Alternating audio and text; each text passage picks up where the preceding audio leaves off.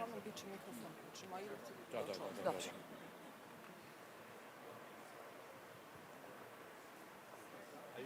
Pretty hard to forget. Pretty hard to forget. Okay. Great. Thank you guys. I said that in Mikrofon, I don't know. Did he? She's here. I didn't see her. Came and say hello. Okay, no problem. Okay, that's the one with the coffee, right? If there is some question from the audience, just to approach with mic. Okay. What question? Okay.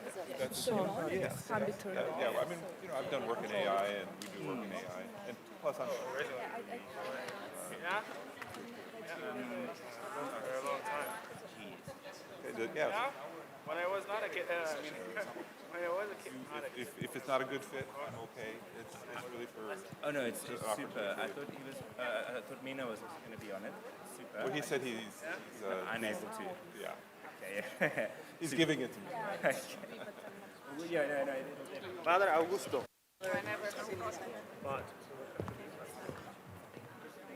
Closer to yourself. I'm noticing that. What I was going to say, you guys are talking about. Are you taking confessions? No. We're just discussing the outcome of what we want.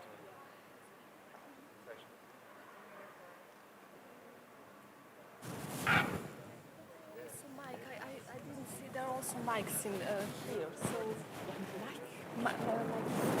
so my microphone's here. So, yeah. So probably it's not important. Yeah. We can just go there. Yeah. Part of the job.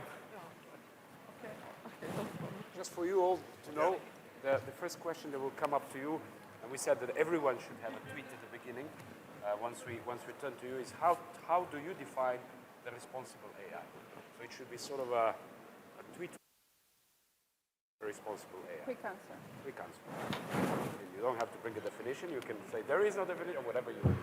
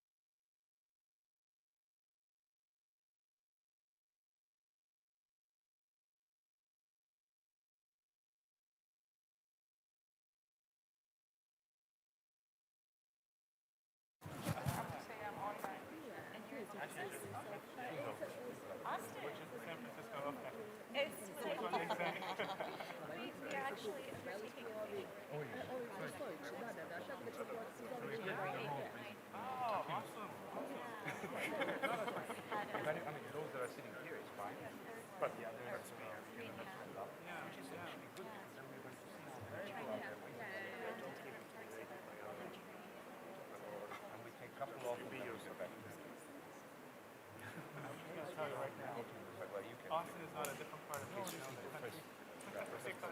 It's almost San Francisco. Everybody who left San Francisco came to Austin. And New York. You interrupt me. You say, no, okay. Let's see whether we have someone over there. I mean, it's probably to bring your voice. Yeah. Repeat what others say. And you can even invite them occasionally. 1, 2, 3, 1, 2.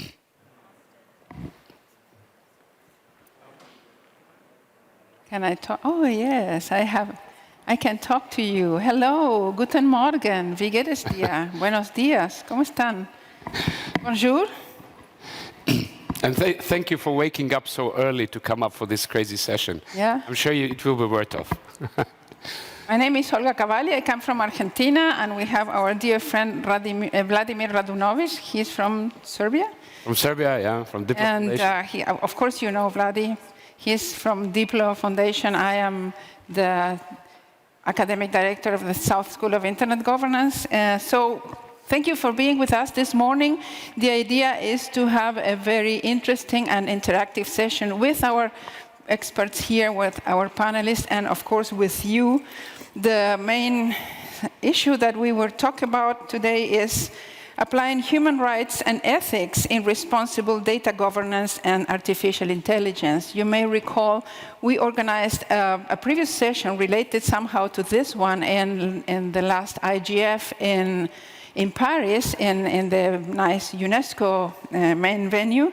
And so this session intends to be somehow a continuation of what we discussed at that time. We have only 2 hours. We have we have 8 experts, by the way. We have 7 experts and another expert in the stage. The idea is go through some questions that we have prepared for our panelists and for you, the audience.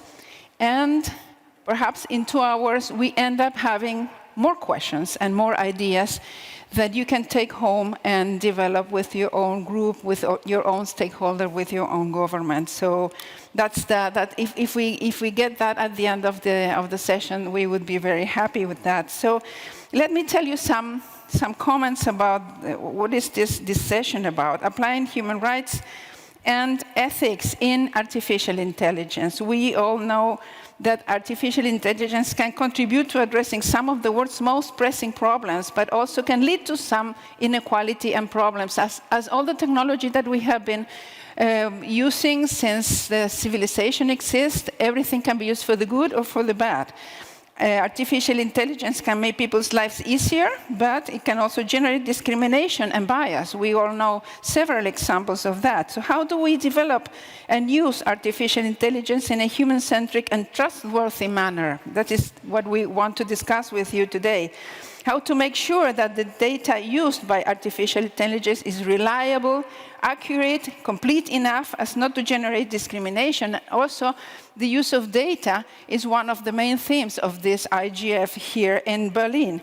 How to avoid privacy and data protection breaches in accessing and processing the large amounts of data that are the core of artificial intelligence. How do we make sure that there is transparency and accountability in algorithms used in artificial intelligence? Where are we now? Where are we going? How human rights and ethical frameworks are related or are being used in the development of artificial intelligence. So we have seen several ethical frameworks developed in different organizations, OECD, ITU, European Commission, IEEE. We will review them in a moment so you can have a sense of what are they about. But how do they relate with the developments that are being done nowadays? Do you want to add something to that? Should we go to I think you can present the guests. Well, so we have you, of course, and we have a very fantastic panel of distinguished experts, and I will briefly introduce them. We have Ms. Lisa Dyer. Lisa is the Director of Policy at the Partnership of Artificial Intelligence. Welcome, Lisa. We have Ms. Caroline Ewan. She's the Director of Technology Policy at Microsoft. Welcome, Caroline. We have Sarah Kinden. Sarah, welcome. She's the technologist and researcher at ICT Africa and PhD student of University of Dundee and Mozilla. Welcome. Reverend Augusto Zampini Davis. He is the Director of Development and Faith of the Holy See, the Vatican. Welcome, Augusto. Mr. Mina Hanna, he's the chair of the IEEE USA Artificial Intelligence and Autonomous Systems Policy Committee. Welcome, Mina. Ms. Peggy Hicks. Peggy, she's the director at the United Nations Human Rights Office. And Mr. Yoichi Ida. Mr. Yoichi Ida, he is from the Ministry of Internal Affairs and Communications of Japan. Welcome, Yoichi. No, I think this already promises quite a discussion with another guest, which we are not going to mention now. Guest in the we'll keep it as a curiosity. Looking at the last year, what we had in Paris, the discussion, there were a couple of interesting outcomes. Well, questions, food for thought that came out from the discussion. So, for instance, we had sort of a takeaway that the code is a reflection of the people who have coded and influenced the code, and that the ethics changes over time, it changes over geographical borders, that the ethics, the concept and understanding of ethics is not the same in different regions by different generations. So is there such a thing as a global ethics? Then the next question was that if there even could be a single set of principles that we agree on a global level, that means we would need to have a global approach and sort of a single guidance for everyone who is developing the AI and using the AI. Then that the professional ethics is needed. And there were references to the doctors or the lawyers which might have their ethical code. And one of the open questions, which we are going to throw back to the panel later and to all of you, is whether the engineers, the technical community has or should have the ethical code as well of some kind. One of the principles or the points that was raised last year was also that we need the fairness as one of the first points in the approach to responsible AI. What does it mean? It means that the AI should treat all the people equally. Now, how do we come up to that? Is that possible? Then the interpretability of the algorithms. There's a huge discussion. Can we actually interpret the results, explain how the AI came to certain results and decisions, if you wish? Is there human responsibility and accountability for any decision taken by AI? A huge question which we, I think, started discussing already when the smart car killed the first person. And then, are the laws actually sufficient? Or are they becoming too slow comparing to the pace of development of AI? And do we need ethics or any sort of a different approach, principles, which would go hand in hand with laws, or even maybe replace them? Should we rethink the whole approach to the legal setting of the AI? And then lastly, instead of maybe, or building up on the laws, some sort of a principles like the UN Declaration on Human Rights, or something similar might become the lead instrument for the responsible AI. I stop there. Olga, I'm sure you want to run through the many initiatives that we had. As I explained before, and as Vlada was explaining, there are several initiatives to review the ethics related with artificial intelligence. I will go briefly through a very nice graph that Vlada has developed for us this morning. We have divided them into three main categories: human-centered, responsible, and mechanism. If we can go to the first one, please. Human-centered is the lawfulness of the rules, respect of human dignity, a fair artificial intelligence, safe and secure artificial intelligence. I see people taking pictures. I think we can share this with the audience afterwards, right? Artificial intelligence should serve people, the society, and the planet. It should respect for human rights and freedom. It should be ethical, and it should benefit for society. So we have gone through them. Most of the different initiatives have similarities and some common points that are summarized in this graph. Especially this part is those human-centered focused. If we can go to the other category, please. Responsible artificial intelligence. It should be accountable, and there should be accountability and transparency in developing the artificial intelligence. There should be transparency. Artificial intelligence should be a solution, not a problem to society and human people. And it should be explainable, should be easy to understand, and everyone should be able to catch the benefits. And the other category is mechanisms. Which mechanisms are there for the development of artificial intelligence? Prepare the workforce, so people should be trained for that. Human is control over artificial intelligence, and not artificial intelligence controlling the humans, like many movies that we have seen since many years.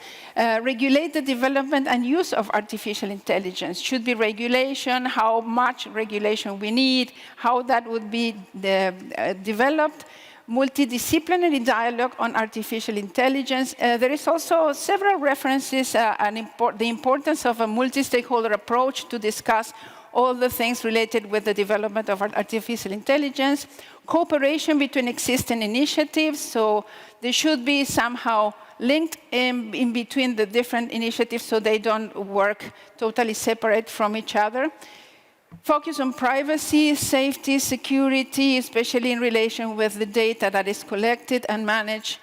The rise awareness of on artificial intelligence that everyone knows, not only governments, companies, civil society, the technical community, and support that artificial intelligence should be a benefit for society. So we have gone through all the initiatives that are related with ethics and artificial intelligence, and these are the main categories and the main points that all of them focus on.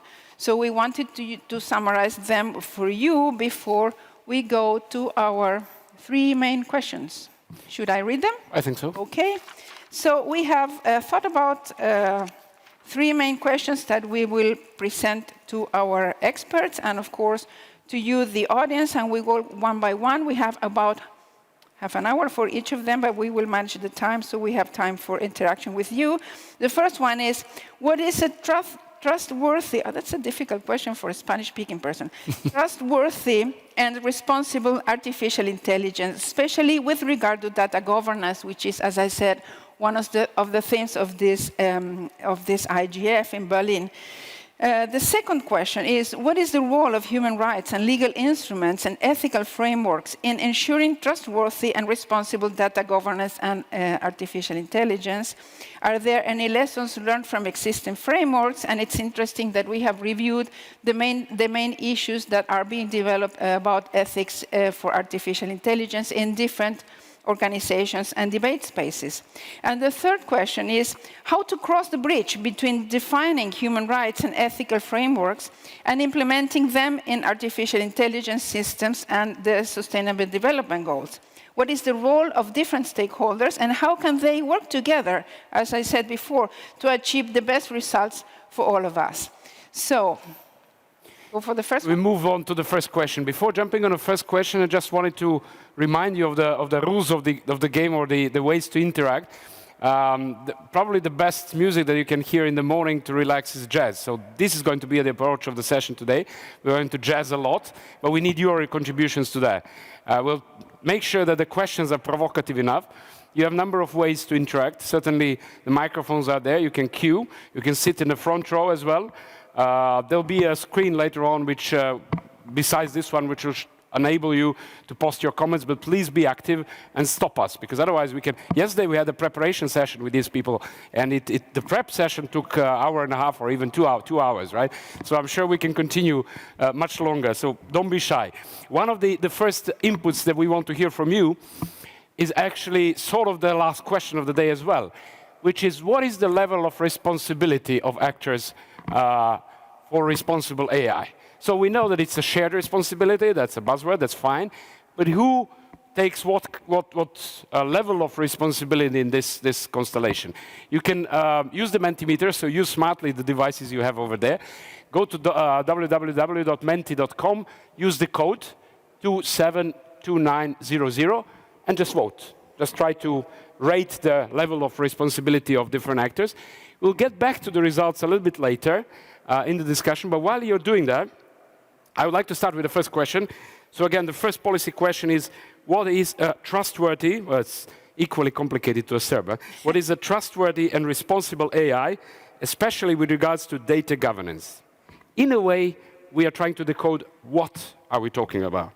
And I'll start with, as we agreed, with a tweet, an extended tweet if you wish, but not a blog, please. How do you define the responsible AI? What is the responsible AI? I'll start not from the special guest, but maybe from the left. Yoichi.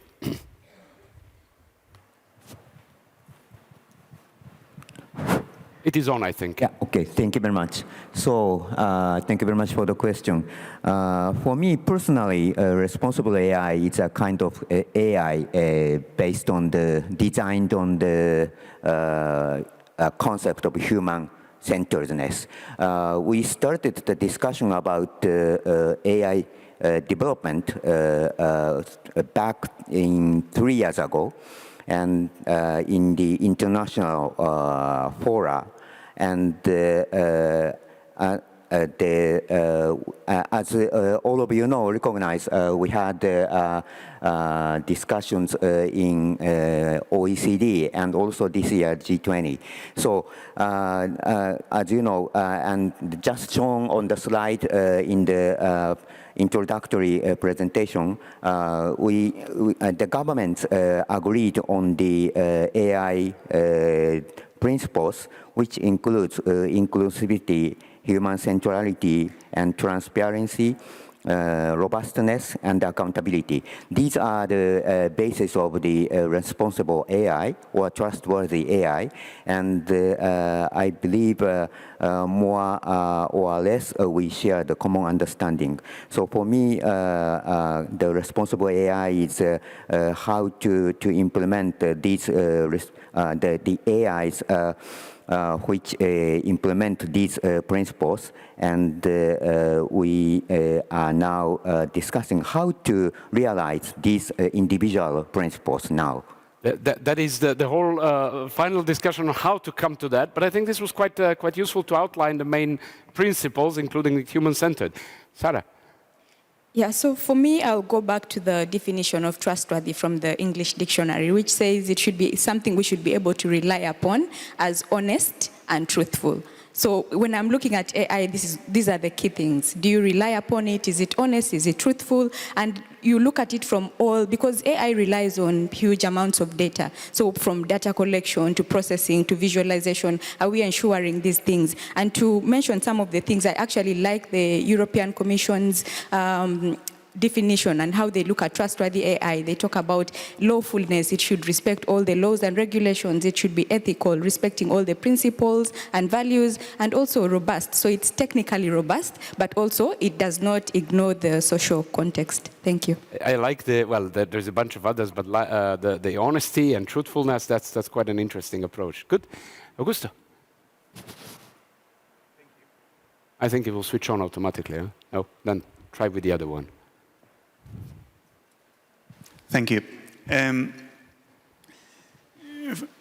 For me, responsible AI is one that merges the two concepts. So artificial intelligence. Artificial, it's on the technical aspect. And intelligence is more on the human aspect, what we call the anthropological aspect. But because intelligence is about learning and learning how to take decisions, we learn how to take decisions not merely artificially or not merely from a technical perspective, but in a comprehensive human context. And for me, a responsible AI is the one that develops the technical aspect alongside the human aspect, which is a common aspect. It's not individually human, but because we are social beings. Or put differently, an irresponsible AI will be an AI that is focused merely on the technicalities, on the improvement, on the ability of the technology, disregarding basic human, not just values, but the basic human context, such as, for example, the collective good, or how we are working together, how we resolve our conflicts together, how we sort out our illnesses, about health. So when you ask poor people about what I'm a priest, so when you ask people, well, let us pray, what do you want to pray for? They always say, the first thing they say is health. Well, guess what? Artificial intelligence affects the way we're solving health. The second thing that they pray is for their beloved people, and particularly for those they have conflict with. Guess what? AI is involved in the conflict issues. So we need to include, a responsible AI is the one who includes the artificial with the intelligent aspect, and they move along, and therefore from a governmental perspective, from a government perspective, is the one who helps the developers, companies, and users to go on this way.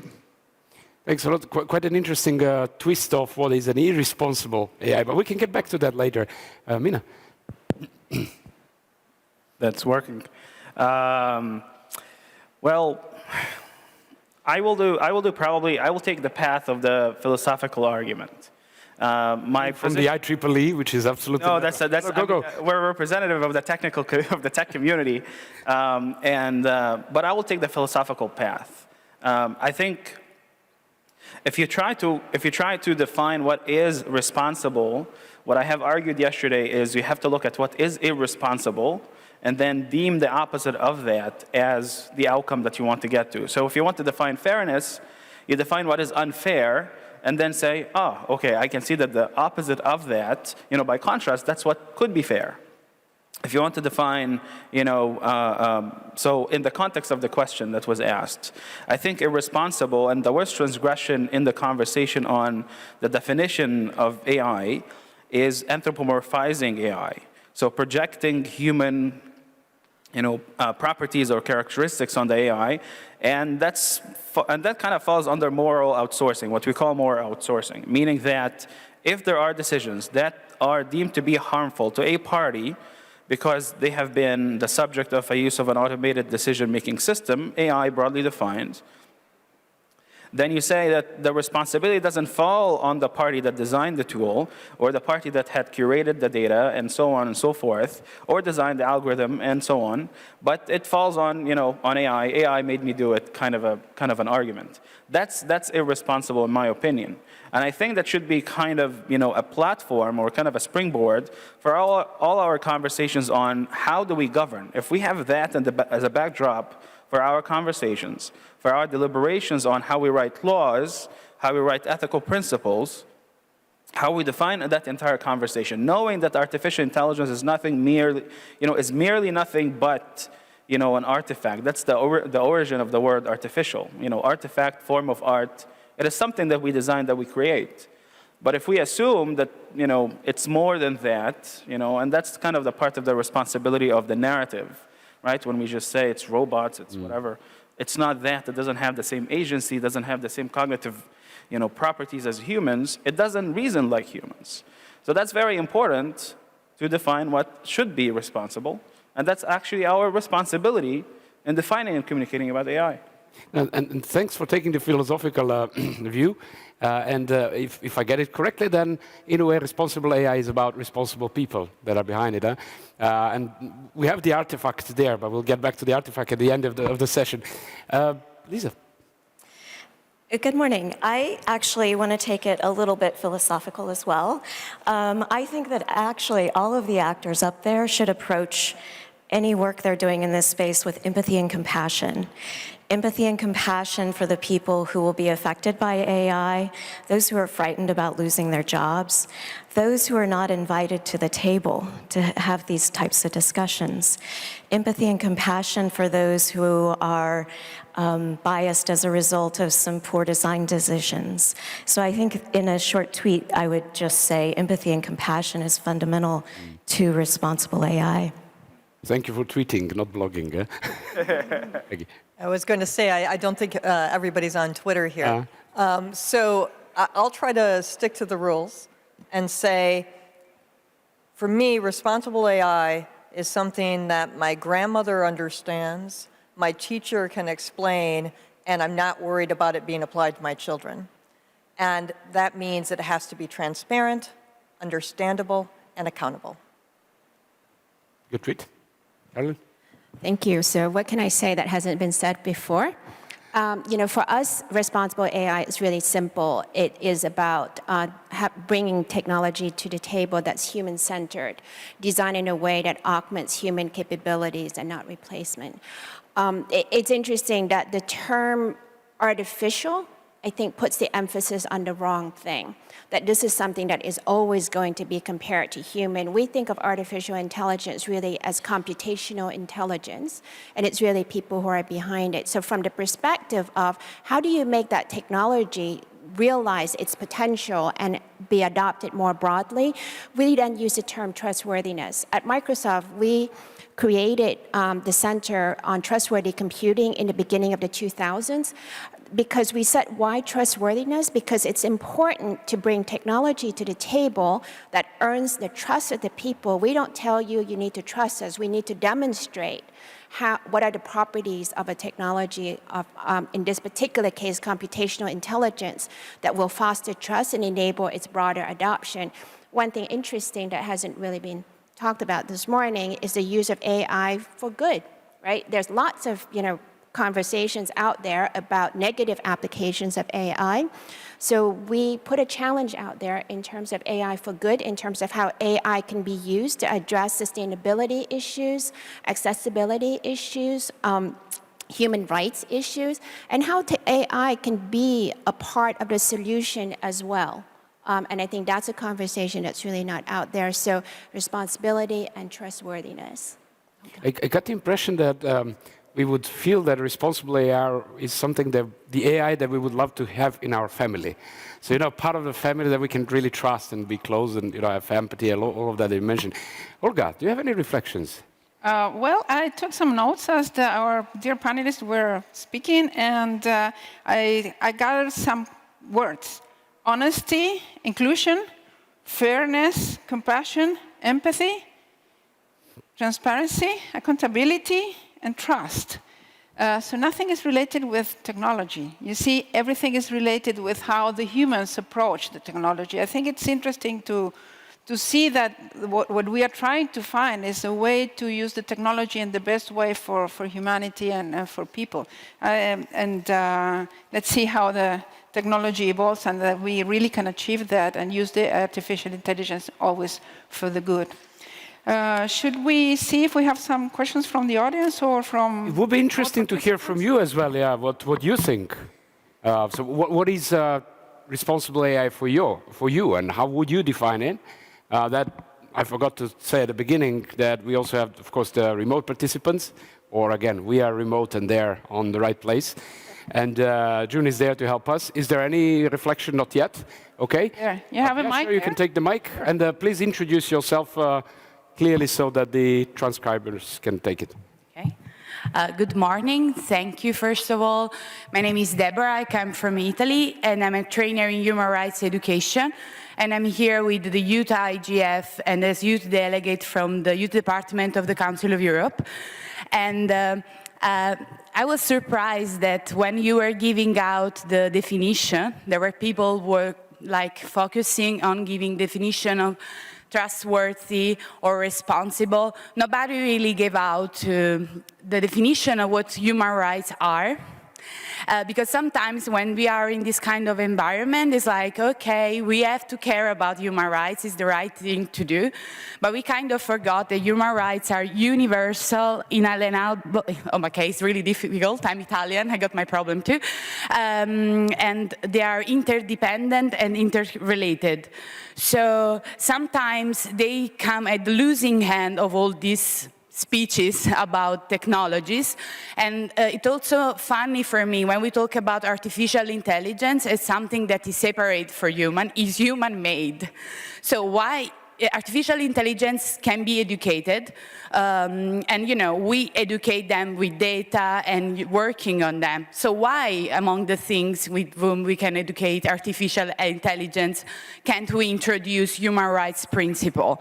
And how can we find ways to do that? When it comes to responsibility, European Commission has this project called Ledger Project that calls for young tech experts in general to submit projects that will help in the creation of a more sustainable internet, but there are only 32 funded projects or something like that. So why can't we make the people who got the power, the economical power, more accountable in putting money in this kind of initiatives? Because sometimes it seems when we talk about these things are so difficult to make, or just put the money in it. There are people who are experts, use them and do things. It's not such complicated or so much philosophical. It's something that affects all of us, all our communities, and it's something that is doable. So that was my... Thank you, and you actually raised something that we scratched yesterday evening, and we agreed we are not going to raise the funding today. No, I'm kidding, we are going to raise it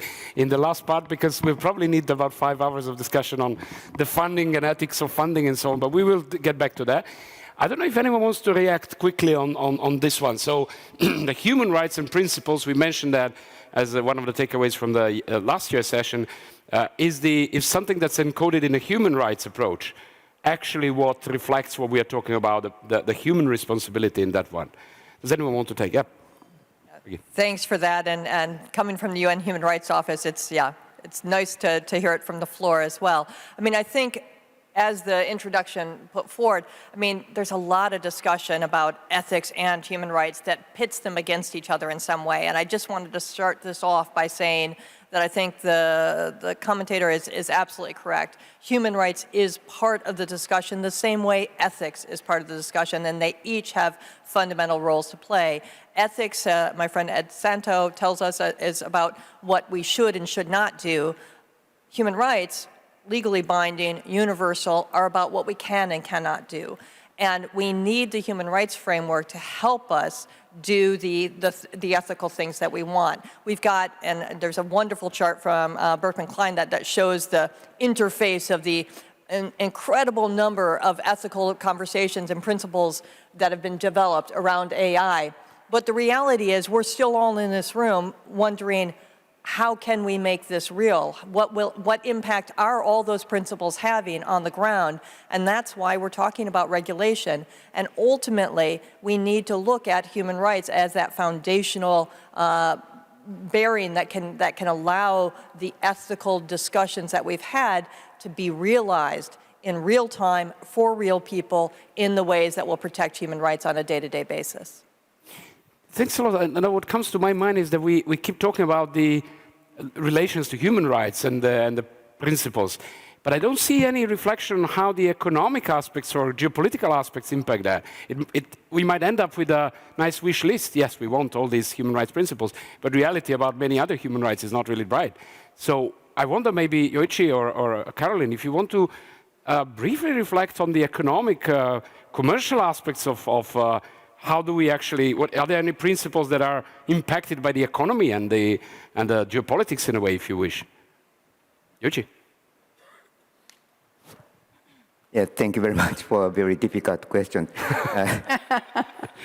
From the probably government perspective, we understand, there should be a kind of very universal foundation for ethical aspects or a human rights aspect should be built in AI development. But we often find, those aspects are also accompanied with the diversity coming from the culture or history or society conditions. So when we come up to the very high level standards, when we look at the ethical aspect or human rights aspect, we maybe reach a kind of common understanding what are the human rights and what are the ethics. But when we talk about more into details, we always face with difficulties talking about the differences and diversities in culture, history, and a lot of factors coming from societal conditions. So I cannot find the answer how to promote the economical investment in that, to promote that aspect. But from our point of view, yes, there exist a lot of difficulties when we look at the ethical and the human rights aspect. I think one way to look at that is how do we make sure that the potential and the benefits for that will be brought about by AI can be enjoyed and spread equally across. So from that perspective, there's two different ways to look at it. One is to ensure that that everyone has the appropriate skills and training in order to participate in this new ecosystem. And so we've been doing a fair amount of work with respect to how to look at training in terms of right all the way from elementary school education in terms of STEM, not just mathematics, et cetera, but also the ability to do analytical thinking.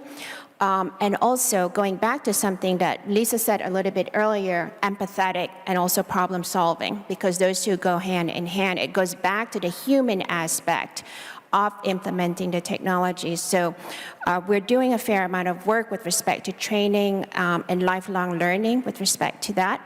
A second aspect, when you start to look at the question and in terms of making sure that the benefits are shared inclusively, is to make sure that the technology as well as the data underlying the technology can be shared. So from that perspective, we've made a number of data sets available for research and also otherwise.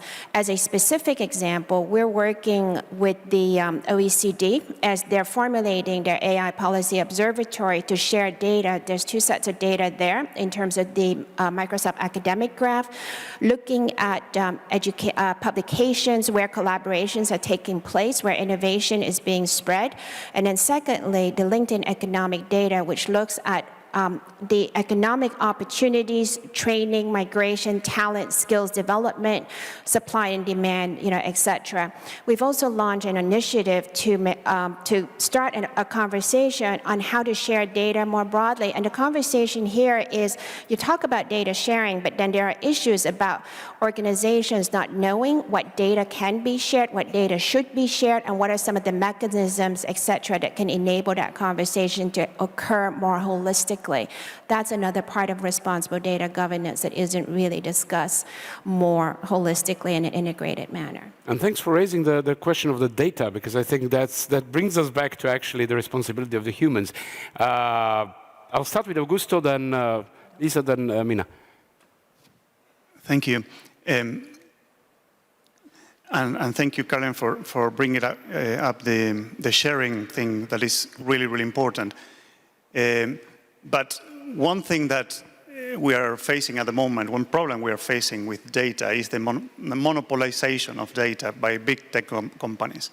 So we don't want to end up into a division between data owners and data slaves. Data is the fuel of AI. So if we don't discuss about data, when we discuss about ethics, we are done. And the question that many companies are asking, many big techs is not just how to share or what to share, but are the benefits of AI, or could AI benefit the less powerful groups or not? Because this is the problem. It's about, I will give you an example, so I'm not just talking, because your question was about economics. AI is replacing jobs or changing the whole dynamics of jobs.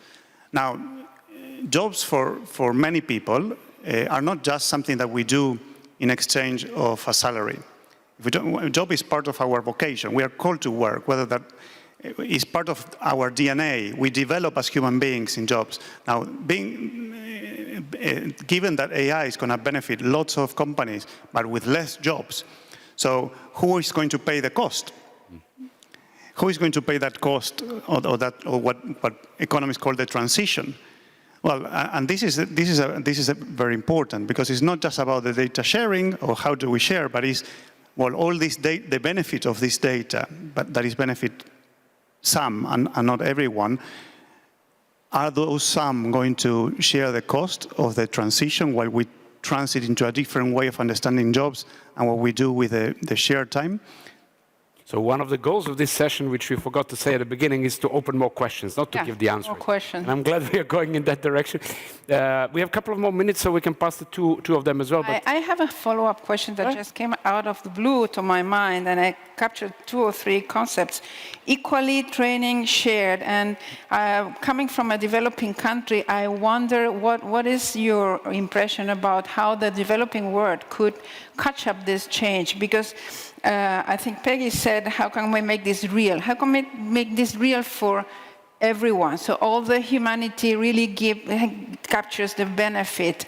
But sometimes, and those coming from developing economies might understand what I say now, the urgencies of our reality puts these technology things aside and not the focus that should be given to the development. So maybe Augusto or Sarah that come from developing regions.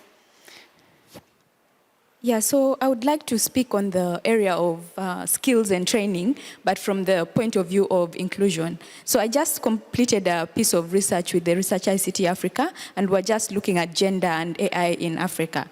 So when we took a look at the AI startups in Africa, looking at who is part of the development teams, there was a problem, like you hardly found any women. So we went a step lower and said, okay, let's see, let's look at universities. And for the case of Uganda, I was looking at admission lists of people who are joining computer science, software engineering courses, and you'd find sometimes 2 women in a class of 40 or 50. So I would like to request that in your skills and capacity building initiatives that you also be inclusive and ensure that all voices are still included all the same. Thank you. One of the good things here is that we actually do have a gender balance at least. Yes. Well, even geographical to some extent. So I'm happy. One of the rare sessions, yeah. Augusto, and then we'll get back to Lisa and Mina. Just 2 quick questions or answers or counter questions. One is, yes, about education, but this is something that a discussion I have with my mother all the time. Every time we face a problem, he says, oh, the solution is education. Well, yes and no. I mean, the Second World War was initiated by the best educated country in Europe at that time. So the problem is what kind of education, and education for whom? And in developing countries, as we know, in South America, in Africa, some parts of Asia, well, education is lacking. I mean, when we are talking about basic education. So we're talking about educating people on AI is too sophisticated. So how is AI going to help those people? For example, a piece of good news is the learning of languages through AI in poor countries. This is proving to be good. But the question is, what kind of education and how AI is going to help? And the second counter question would be, developing countries, normally, governments are desperate for income to sustain their policies. Now, it is happening already, I wouldn't say which country, but it's happening that some powerful countries come with a planning based on AI to less powerful nations and say, here they are, this is extraordinary, this is a new technology, but it's going to allow you to control your citizens, you see, because it's about citizen control.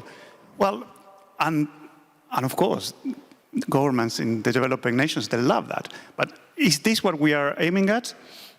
And I'm glad you didn't mention the country, but a couple have come to my mind.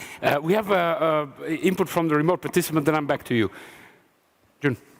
Good morning. We have a question from the Johannesburg Remote Hub.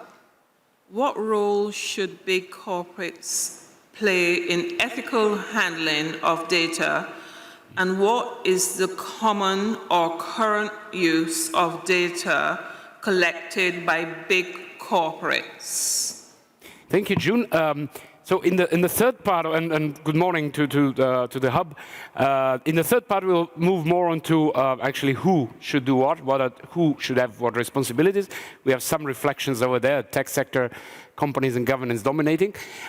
We have maybe a couple of more minutes, so I want to take a few quick reflections from you. I promised to Lisa and Mina, and then to Peggy. Lisa? Sure. I wanted to go back to this conversation about geopolitics and economics. And in my experience, both of those areas of expertise always come down to someone loses and someone wins. It's a zero-sum game. And I fear that unless we do some smart things now in digital inclusion and in AI, we're going to be in a similar someone loses and someone wins. And I don't think it has to be that way. I think we can create an and scenario where people have opportunities. There have been reports about including women and marginalized communities in these conversations. There have been calls for diversity and inclusion from Tunis that established the IGF, from Secretary Generals, other senior officials. And we are still not quite getting there. And it is without having that diversity and inclusion, the people from South America, Latin America, those from Africa, around the world, in the room, we are going to create that zero-sum situation. So I think really focusing on and solutions and making sure that everybody has a voice in this is important. And it's going to take us until 2030 to get there, because those are difficult conversations to have about why and the harms and what we can do to come up with those solutions. I think you're optimistic with 2030, but let's hope with the agenda at least. Mina.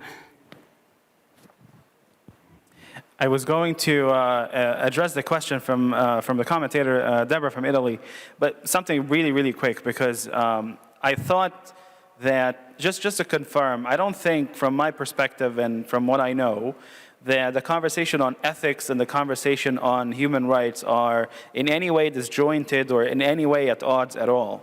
I'll give you, that might be my shameless, mention of the work that we do. But the IEEE Global Initiative, for instance, the work that we have produced and the standard certifications and creation of the principles that should govern AI, they are based on 3 pillars. And the very first pillar is the advancement of human rights as agreed upon by everyone, OHCHR, UN, everyone, right? So that is the very first pillar, that AI is not only has to be human-centric, but it has to be built so that it advances the free exercise of human rights.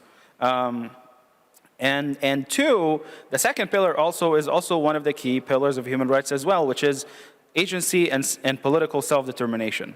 That was 2. Now, the principles are transparency, accountability, trustworthiness, fairness, and so on.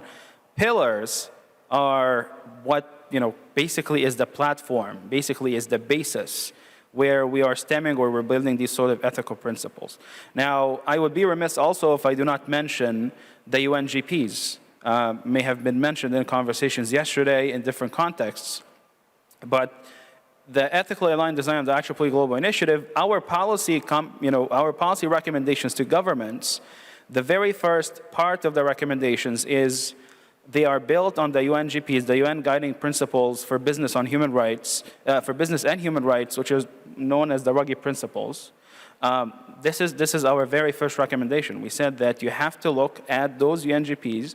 They have to be the guiding principles for how you should architect, perhaps how you should define the rules of the market, how you should define the rules for capital access, for access of communities that are not on the, on the broadband and the network and so on, how businesses should look at the people they serve, how, that we should try to be more, focus on not shareholder value, but more on stakeholder value and so on and so forth. So these they are there. They are baked into many, and I'm not going to say it's only the IEEE principles, but I'm pretty sure that Partnership on AI, for example, or, the principles that have been built by, that have been put together by the high-level expert group of the European Union and OECD and so on. All that to say, they are not at odds at all. But the very short thing that I would say is, to achieve that vision of 2030, I think we're going to have to fight like hell. We're going to have to advocate a lot. The principles are great, and we've done an amazing exercise to come up with the principles. But if we were to, because you mentioned, the communities that are underserved, communities that do not have access to technology, I'll point you to the statistic that I think the Secretary General, I think it was him, who quoted yesterday. He said that only 2% of women in South America have phones that have access to broadband. Now, if you are a woman in South America, if you're a woman and wanted to build a business and you don't have that access, how are you going to get capital? How are you going to, build a team? How are you going to do any of that? Now, if you're not telling me that what you need here is fighting like hell, do diplomacy, work with governments, bring people to the table, and just not just cajoling, not just incentivizing, but really fighting like hell to make it happen. I don't know, hopefully 2030 would be where we're going to get there. I think the important thing that you outlined, which is actually a good introduction to the second part, is that we already have some principles in place. Let's see how we can do that. But closing the discussion on what, I'll just give the final part to Peggy. Thanks. No, and it's actually going back to the question that you asked, but fortunately it brings up the two comments just made on inclusion and on the guiding principles. You asked a very fundamental question about what's the economic side of this. I mean, we all want it to happen, but if it's not happening, why isn't it happening? And I think it goes to this issue, I wouldn't say funding, but it's incentives. What is the incentive that currently exists? And the incentives that currently exist do not actually fully support the concepts of responsible AI that we just talked about. And what we have to do is change that equation so that the companies that do the human rights impact assessments, that do the human rights due diligence behind how they're deploying AI, have a competitive advantage because those things actually help them in the marketplace as well. And part of how we need to do that is for governments to actually take aboard the UN guiding principles that place responsibility on them with regards to how they regulate business, and for business under the guiding principles to fulfill its responsibility to respect human rights. And we can get into the detail there later, but ultimately we can't have the companies that are actually bringing in human rights and ethical principles in the way that they should be on the back foot against those who are charging ahead without regards for these things. Thank you. Excellent intro into the second part. So we're turning from what into how. We have two questions over there, so note it. Before I pass the floor to Olga, Natasha, you can probably move to the next Mentimeter. So this will be the place for any of your comments. If you're too shy to take the floor, or you simply want to share, not a tweet, but a couple of words, you can just post it there, and then we'll be getting back to the questions over there. I guess we can take a minute of silence, because there is so much of...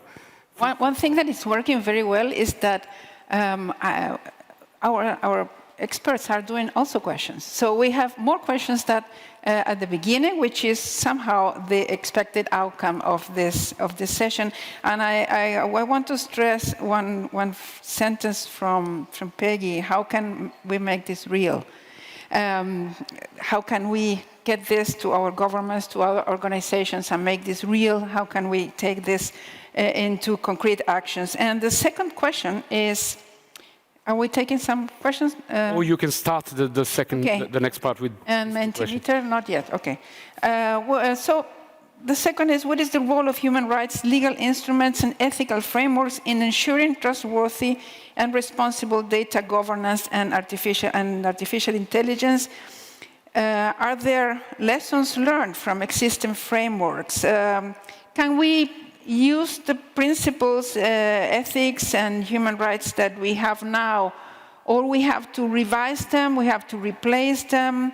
Can they apply to artificial intelligence as we have them today, or do they require some perhaps multi-stakeholder dialogue to upgrade them or adjust them to the new reality? How the law applies to this unexplainable machine learning and artificial intelligence self-action. So this is the next group of questions. I don't know, maybe Peggy, you want to start, or I feel bad taking focus on you in relation with what's your vision about the existing framework of human rights? Does it need a revision? Does it apply as it is? Should we create a space to debate again? I'm really glad you asked it, and asked it in that frank way, because it's something I think a lot of people think is some of the questions we're dealing with are so novel and so unpredicted by those who created the framework of universal human rights starting in 1948 with the Declaration. You know, it's a valid question to say, is this really sufficient for where we need to get? And the answer is yes. I mean, largely it is. And to the extent it isn't, we haven't yet gotten to the stage where we even know where those gaps are because we haven't done the hard work of applying the existing framework. Let's do that work first. And then if there are areas where we need further development through doing that work, we'll figure out what those are and we'll be able to take those additional steps. But there's a lot of, there's 70 years of experience of unpacking things like the right to privacy and concepts of human dignity that can be brought in a very practical and effective way, I think, to answer many of the questions we have regarding artificial intelligence. And the UN Guiding Principles, as we've talked about, is a real starting point for that because it does place responsibility on both states and companies for how they answer these questions. And one of the things we've heard from companies is, we know we're supposed to be applying the guiding principles, but we are a bit uncertain about how to do that in the tech space. And so that's my self-promotional. We have a project that's really working with companies to look at that, to say the UN Guiding Principles have a long history of being applied in the apparel sector or the extractive industries, but let's really talk about what it means to do human rights due diligence, to do a human rights impact assessment for a new piece of technology or a new application of technology within the world that we now live. And let's talk through how a responsible company behaves in terms of the linkage to harms down line. What does causality mean? What does contribution mean for the questions we're now asking on things like facial recognition? So we're working with companies based on practical scenarios to work through those questions. What we find when we do that is that there are a lot of answers already baked into the existing framework, and that fundamental question of, do we need something more, at least is something we can wait to get to. So it seems that the framework is there, and from your comments, the companies are willing to work with you and trying to use those principles in designing the technology. What about governments and other organizations like the Vatican? How do governments, some companies are implementing and developing the technology, so maybe they already have that concept being included, like human rights by design, something like that. What about governments and other organizations that are perhaps ruling or designing regulations and laws? Maybe Yoichi or Augusto. Thank you, Olga. I would like to follow up this comment because, yes, the human rights principles or framework is a necessary basis, and yes, we are not implementing it fully. But given that AI is such a novel technology, we are in new territory. For example, look at what happens with how it is influencing the way our incentive to vote and democracy. Well, that goes. So it's a fine ethical approach that we need. So we need some guidelines for that.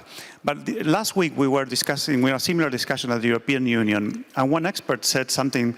Said regulate, and I'm coming from the companies, and maybe Caroline want to comment on that. They were saying regulating AI is like regulating the ocean. I mean, it's impossible. But what we can be regulated or is the incentives, the benefits, the design, etc. And something that we are working on is about why are we insisted on the data? Because AI is designed and based on data. Now, all the data is about the past. And the past brings with us all our problems, our weaknesses, our bias. I mean, look at Silicon Valley. 80% of the designers are male, white people. So are we expecting them to bring this non-biased thing on women? Well, certainly not. But I can talk about other biases as well. So how are we going to look at the future, not just at the past? So the artificial intelligence is built on data that we have in the past. But we need to think, given that most of my colleagues agree that we have to be human-centered, what does it mean to be human in a collective environment or organism? Everybody's using the word ecosystem in technology now, and we are, in the Vatican, we laugh about that, because ecosystem is about life, it's our natural life. What does it mean to be humans in a natural life, in a collective world, with conflicting values. So how can we, the human rights is immensely helpful because at least we have already agreed on that. But how can we find a couple of more ethical principles that can guide us towards an inclusive society and towards justice and towards countering the imbalance of power? This is what we are facing us. So the data from the past, looking for the future, and the imbalance of power. Those who are developing artificial intelligence, they have a lot of power. How are we going to ensure that that power is used for the benefit of all society and not to increase their own power? Yoichi, perhaps some governmental perspective from your side? Yeah, thank you very much. Yes, my feeling is when we started the discussion on artificial intelligence, we recognized the very huge potential of the impact brought about by artificial intelligence to the society and the economy, which is not limited to one country, but to the whole world. So what we believed in was, we need to make the best use of that benefit or that impact from the technology, and we needed to look at the positive side. So the real intention of the discussion was to maximize the benefit from artificial intelligence and not to regulate the development of the technology. So we wanted to, first we started a discussion at the governmental forum called G7 because it was something in front of us. And we started the discussion among the kind of closest group of countries, but even at that time, we paid a lot of attention to listen to the private sector or civil society and multi-stakeholders. So we always had a chance to communicate with multi-stakeholders and get their opinions involved in our discussion. And after we started the discussion at G7, we expanded the participants from the countries and industries and academias, civil societies, joining to the discussion, and we also brought the discussion to the OECD or G20 to cover more broader coverage, geographical coverage. So from that point of view, I think for example, UN or IGF is one of the ideal fora to discuss that kind of new technology to extract the best benefit through the multi-stakeholder discussion. So that's what I feel at this moment. Olga, I suggest we get back to the people there. We had 2-3 we have several inputs, so I will first give it to the floor to the gentleman there, and then the lady, and then the gentleman here, and we'll see in the back. And we have a remote as well, right, June? Okay. So, and please introduce yourself. Hello, everybody. Thank you very much. I'm Amir Mukhabiri from Tehran University. First of all, I should thank you for organizing this important and valuable discussion. I think that we need to establish a special norm package on social responsibility of AI company. We can call it a CSR for AI, a global CSR framework for AI company. I strongly believe IGF community can play a vital role in this regard. Also, we need some CBM, confidence building measure, from the company in this regard. I think a multi-stakeholder approach can help us in this regard. We need a global norms on responsible behavior of AI company And my suggestion is it could be in the Poland IGF agenda. Thank you. Thank you. It's an interesting recontextualization of the norms in CBMs into the AI and the relations across us rather than the countries. We had the comment there, then we will go to the remote. Thank you very much. Thank you to the moderators and the panelists for this very provocative and substantial discussion. My name is Marisela Munoz. I am a governmental representative from Costa Rica. I'm also a MAC member. And actually, my question comes from my field of work. I am part of the group of governmental experts for emerging technologies in the field of lethal autonomous weapon systems.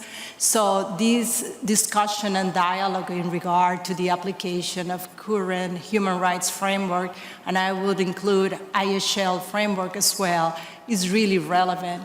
And in that regard, I concur with Ms. Hicks that we have a very rich human rights framework that is lacking full compliance, not only on the part of the industry and private sector, but I would say a broader multi-stakeholder segment. We have been experiencing this lack of compliance. So my question is, in terms of the development of technology that will potentially decide upon life and death as it regards to targeting and engaging human beings, fully autonomous decision-making from fully autonomous, lethal autonomous weapon systems, I wonder if we must consider that there is certainly a gap that we need to address. The International Committee of the Red Cross has highlighted that they feel there is a gap in ISL that needs to be considered in this regard. So just adding to the bunch of questions that we have been elaborating on this morning. Thank you. Thank you, and I think firstly for mentioning the GG on laws, because I think that's again how do we connect all these dots, and then secondly, I'm sure Peggy you can reflect also on the UN high-level panel on digital cooperation, which had some of the recommendations on that. I suggest we take two more. One is the remote, and the other one is gentleman there, and then okay, you also raised a hand earlier, but just be short and sweet, June. Sorry, this one's really long. It's coming from Munich. There's a gap in the current policy development processes, especially when it comes to defining red lines. For instance, the final draft version of the EU Commission's new guidelines for the ethical use of AI, which should be a kind of ethics handbook with clear red lines and values that are not negotiable for people in politics, business, and software departments, is lacking non-negotiable ethical principles. The guidelines have been developed by 52 experts, of whom 23 come from the industry. If you include the lobbying associations, there are 26 representatives from industry, half the group. On the other hand, there were only 4 experts in ethics and 10 organizations related to consumer protection and civil rights. Would it be helpful if the IGF develops also a responsibility AI framework, including a recommendation, requirements for governance about the multi-stakeholder constitution, in order to ensure industry and public interests are being balanced? Joiche, again, we are back to the IGF issue and the role of the IGF. We'll get back to that. Okay, maybe two, because the gentleman there asked, and then here, and then we close it for now. Thank you. I will keep it short. My name is Neil Kushwaha. I'm from Canada, private sector. My question is to the panel, how do we intend to make companies, basically the ones that hold the funding, the ones that drive, that have a drive to increase shareholder value, and the ones already confused with various domestic and international law compliances, accountable to uphold ethics, human dignity and rights, and UNGP. Accountability of the private sector, thanks. Thank you very much. My name is Kamath. I'm coming from India. I have 2 concrete questions for the representatives of the United Nations. Number 1, that in India, mostly the representatives of the government is always being invited and informed about the development of the human rights. But the non-governmental or individuals have no chance, no right, no informations. In 2012, 2013, 2015, I myself written a letter to the Human Rights Association of the United Nations. They gave me no reply. Number two, I requested them to inform me the right person with whom one can get in contact with. Thereby, the Indian organizations or Indian groups can individually write or present their problems before the human rights problems. The very important issue about the physically handicapped persons in India is practically zero. And there is no representative from the United Nations persons or from the Indian government side. And in this question, the human right, when we are talking about, and human right we are discussing about, is zero for India and doesn't help the Indian people who are normal people and physically handicapped people. I request you to give us a concrete place where we can get in touch with the subject and get more information and entry to the United Nations discussion panels. Thank you very much. Thank you so much. I think this is a very, very important question. What is the phone number to pick, or or the email to send? One comment back to you. Very interesting is that the spaces where these rules or norms are debated or elaborated do have a bias. It seems that from some comments from colleagues from remote and in the room, so maybe some reflections from our experts about that. Who would like to take the floor? I'd be happy to start. For those of you who don't know about the Partnership on AI, we have 100 partner organizations that are focused on benefiting people in society. 60 of our organizations come from civil society and nonprofit organizations. The other 40 are equally split between industry and academic organizations. We get together in a multi-stakeholder arrangement to address some of the many issues we've talked about today. And one of the ones that I think is vitally important is the word transparency. To me, it underscores trustworthiness. The more transparent our companies, our organizations, our academic institutions are about the ways that they're developing, building, and operating these technologies, the greater understanding users will have to be able to apply their values to, is this the type of system I want to commit to? And it's also a great way for tool builders to hold each other accountable. One of our projects on transparency is called About ML. And this is a multi-year process. It has been open for public comment and will be open for public comment again. But essentially, we are taking the initiatives of Google, IBM, and Microsoft to label the data that is used to train models and the data that is available out there, so that when people are thinking about using a model, they can take a look at it, much like a nutritional label, and say, ooh, this has the information in it that's necessary for me to do what I want to do with this model, or ooh, this does not have the right set of data included, it's not the right one. If I use this, I could perpetuate bias. And what we're finding is a lot of enthusiasm for these organizations to work together to be more transparent in this place. But along the way, we have our civil society and academic organizations that are enthusiastically backing this and pushing all of the organizations, all of the partner organizations in PAI to adopt these types of transparency measures and otherwise, so that it does start to hold each other accountable.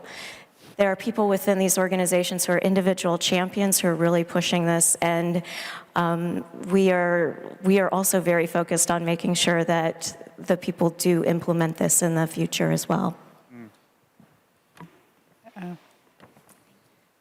Thank you very much. I wanted to come back to your earlier question about the UN Declaration on Human Rights and following up on Peggy's comments. For us, no, there is no need for a new framework. That framework is universal. It's timeless, what we call timeless values. But the question then is, how do you translate that framework into something that is actionable for all of the actors in the AI ecosystem? I'm sorry, I'm going to come back to that term. And that doesn't mean just, it feels like a lot of you are focused on the big tech companies. It's not just the big tech companies. It's the small and medium-sized organizations around the world. It's the entrepreneurial startups that will drive the economic value, that will drive the growth and the sustainable development.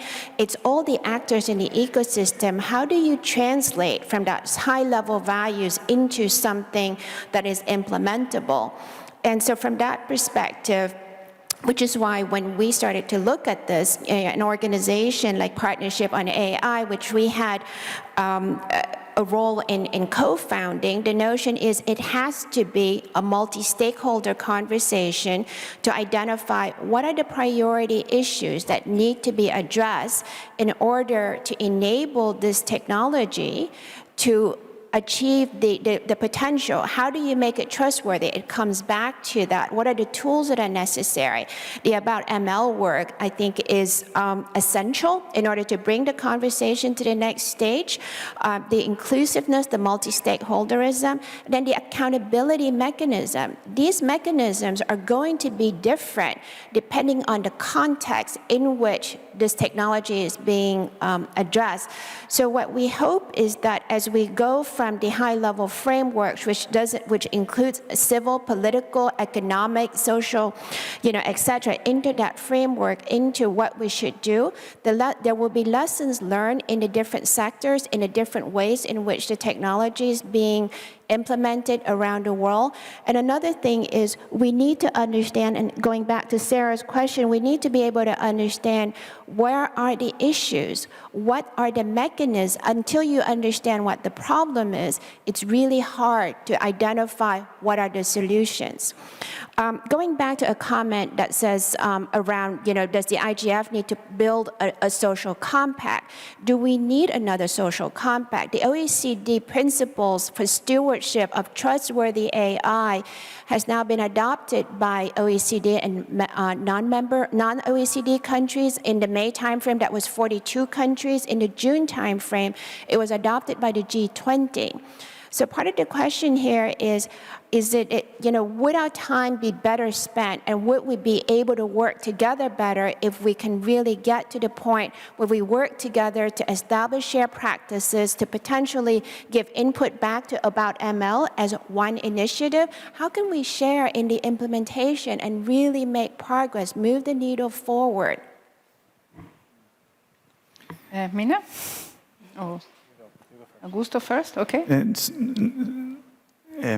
Sorry, picking up on a comment on Neo from Canada about that is related to what Caroline said. How can we help companies to translate this ethical or human rights framework into actions, into concrete values? Well, that's an important question that needs dialogue, and I don't have the solution. But what we are discussing with some companies and listening to lots of civil society people involved is that AI is like kind of, whether we like it or not, is the mirror of society at the moment. So it could be a black mirror, as this series, a dark mirror, or it could be a bright one, or maybe mixed, because we humans we have dark sides and we have bright sides, but it's a mirror. And that's why we have a lot of bias, we have a lot of injustice, we have a lot of terrible things inside, but we have also enormous good things. But it's the mirror. So one of the things that is mirroring at the moment is the measurement of success. So the measurement of success in terms of technology cannot be limited to a utility piecemeal. So why not? Because we are measuring the advancement of technology from its productivity or utility value, just from a technical side, ignoring if this is helping human advancement or human development or well-being. So that's why my comment is we need to match that. And to match, we need to evaluate if the utility value, which is transforming economics, is extended to other dimensions of humanity, which are not limited to economics utility. So, and this is why when people say we need to bring ethical principles, well, utilitarianism is a very sophisticated ethical, not just principle, but an entire ethical framework, but it's quite limited. So we need to bring on board other ethical principles and expand the notion of success on AI that goes beyond the technical and economic productivity.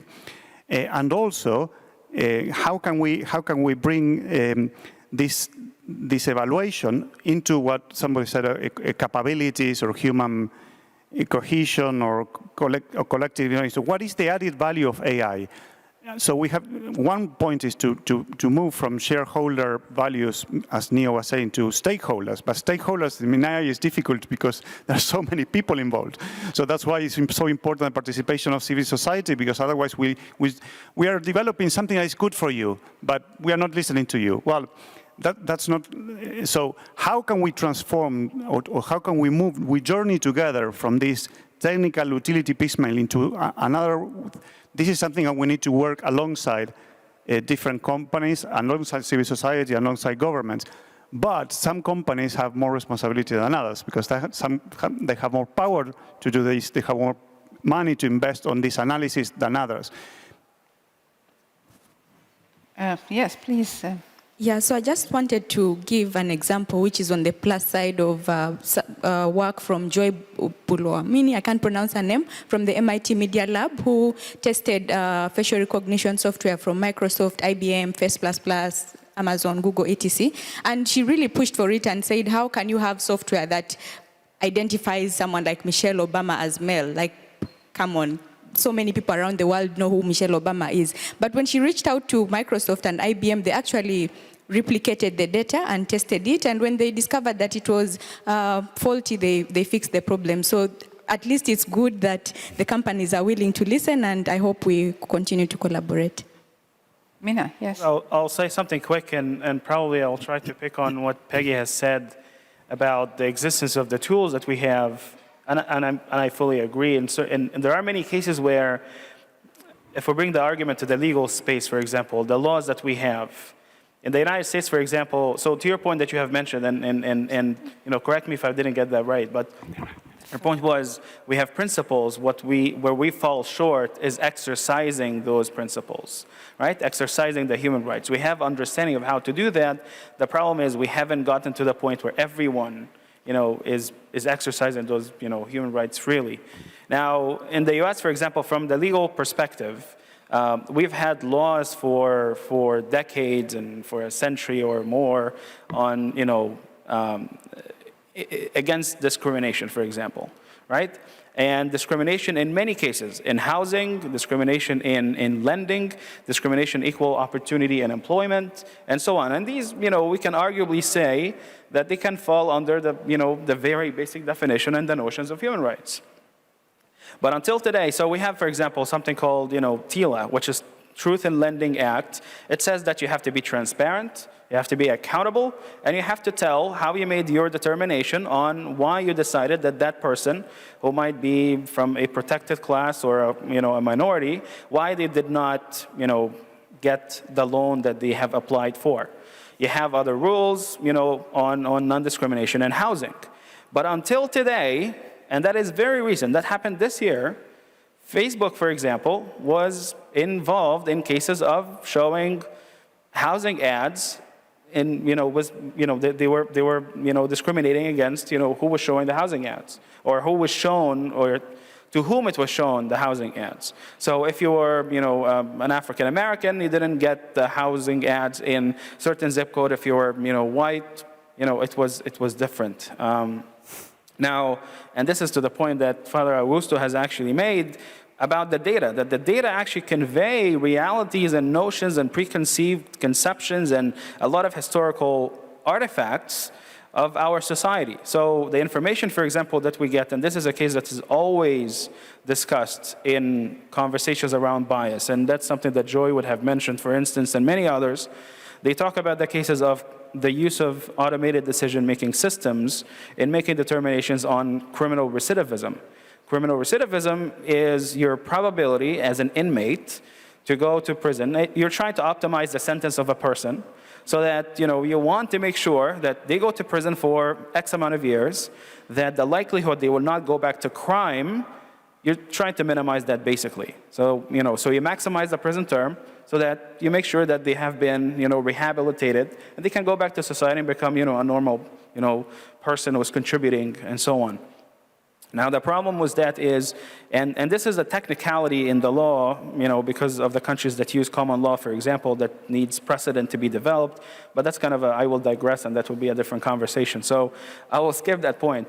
But the point was that in that case, criminal recidivism in the US, in Wisconsin, an African American, was subject of a determination by that system, which was called COMPAS. COMPAS was using data that were proxy variables that were not, good, that would not have been able to make good determination on whether that person should go to prison for X amount of terms, or didn't make a good determination on the recidivism of that person. And that person ended up, by comparison, because they were African American, go to prison for a harsher term or so.